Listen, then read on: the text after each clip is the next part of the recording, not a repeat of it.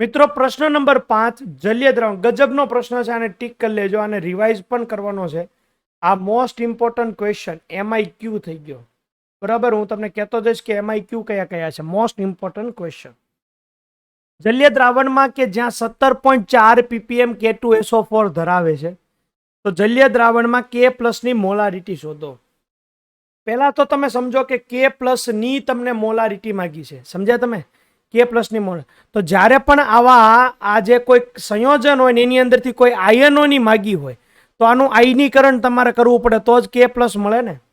તો તમે જ્યારે આનું આયનીકરણ કરશો તો આ થઈ ગયું 2K+ અને SO4 -2. ઇન શોર્ટ તમને આનાથી એટલી તો ખબર પડી જાય કે દ્રાવણમાં K+ એક નથી, બે છે. તો K+ ની તમારે સાંદ્રતા જોતી હોય તો જે પણ સાંદ્રતા આવે એને ગુણ્યા તમારે કેટલા કરવા પડશે? 2 કરવા પડશે. કારણ કે દ્રાવણમાં જઈને 2 ગણા થાય છે. SO4 -2 એક જ રહેશે. સમજી ગયા? તો હવે સાંદ્રતા ક્યાંથી લાવી? તમે કહેશો સર આ રહી સાંદ્રતા, ppm પણ સાંદ્રતાનો એકમ જ છે ને. પણ તમને અહીંયા માંગ્યું છે મોલારિટી. યાર તો શું કરવું? ppm થી ડાયરેક્ટ મોલારિટી તરફ કેમ જવું?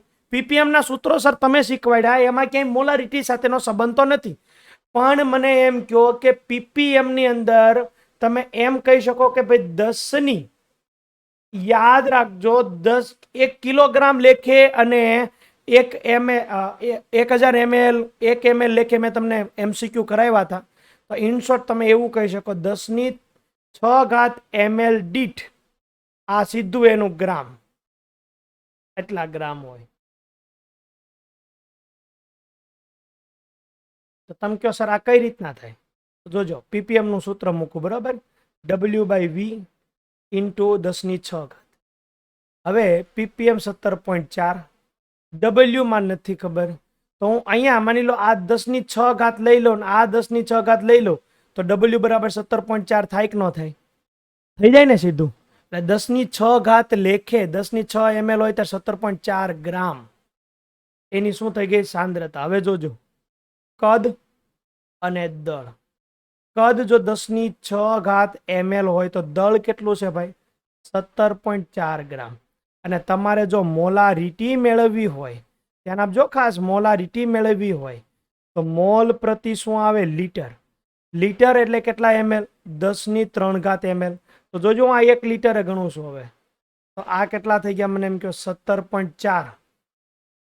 બરાબર, 17.4 10⁻³ લેખે હું ગણી રહ્યો છું. હવે 17.4 × 10⁻³ ગ્રામ પર ml થયું. હવે તમે વિચારશો સર ml નહીં લીટર થશે ને? યસ. કેમ લીટર થશે ભાઈ? કારણ કે મેં 10⁻³ લેખે ml ને લીટરમાં કન્વર્ટ કરી દીધા ને. હવે કારણ કે હું લીટર તરફ જઈ રહ્યો છું, 10⁻³ લેખે મેં ગણ્યું ને. પણ તમે જોશો તો મોલ બરાબર શું થાય? દળના છેદમાં અણુભાર ઇન્ટુ કદ. અહીંયા દળના છેદમાં કદ આવ્યું, અણુભાર નથી. બસ તો આને અણુભાર વડે ભાગાકાર કરી નાખો. 17.4 × 10⁻³ અણુભાર કેટલો સાનો? 174. સમજ્યા તમે? આ અણુભાર નહોતો તો અણુભાર વડે ભાગાકાર. દળના છેદમાં કદ આવી ગયું. તો જો ગ્રામ પ્રતિ લીટર. તો અહીંયા તમારો જવાબ જે છે શું આવશે કયો? તો જવાબ જો અહીંયા 10⁻² 10 કેટલી થઈ જશે કયો? 10 એક જ કરવાની ને. 174 હું કરવા જાઉં તો 10⁻⁴ 174, તો આ થઈ ગયું 10⁻⁴. તો સાંદ્રતા આવે છે 10⁻⁴. રેડી? શું કર્યું મેં? પહેલા ppm માંથી મેં શું મેળવી લીધું? દળ. પછી ગ્રામ પર લીટર લીધું અને ગ્રામ ભાગ્યા મોલર વેઇટ કરી દીધું એટલે મોલ થઈ ગયું. લીટર છેદમાં રાખવાનું જ હતું અને એને ગુણ્યા 2 કરી દીધું. તો જવાબ આવશે તમારો 2 × 10⁻⁴. એટલે ઓપ્શન નંબર ડી તમારો આવશે જવાબ.